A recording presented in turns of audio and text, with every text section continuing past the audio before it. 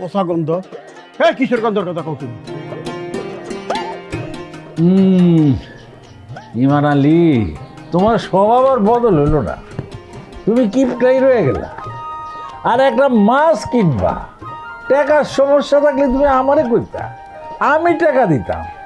এমন পচা মাছ আনছো যে তোমার শরীরের থেকে পচা মাছের গন্ধ আসতেছে। ইত্রামি করা জায়গা পাও না, তাই না?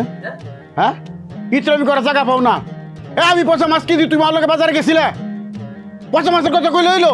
এই সুমানের যদি আমার কাছে শরীরে গন্ধ আছে, তুই আইসে দেখ। কাকা আমার তো কদিন ধরে ঠান্ডা, নাকটা বন্ধ, আমি গন্ধ পাবো কেমনি? এই সুমন, একটা চা দে। শর্মালি, তুমি আমার টাকায় এই চা খাইবা। ওই ইমান আলীর গায়ের থেকে যে পচা মাছের গন্ধ আসতেছে, একটু শুইকা দাও। সত্য কি?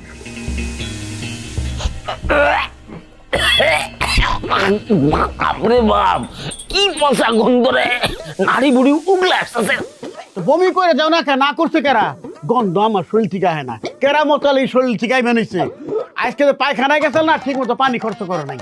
এই যে মিয়া, আর ভঙ্গি করা লাগবে না, বাড়িতে যাও, বাড়িতে যাইয়া ভালো করে পানি খরচ করে হোগা, আর পারলে পুকুর করে ডুবাইয়া হোগা, তাহলে যদি তোমার শরীর থেকে গন্ধ যায়। খাপ চোর ধরে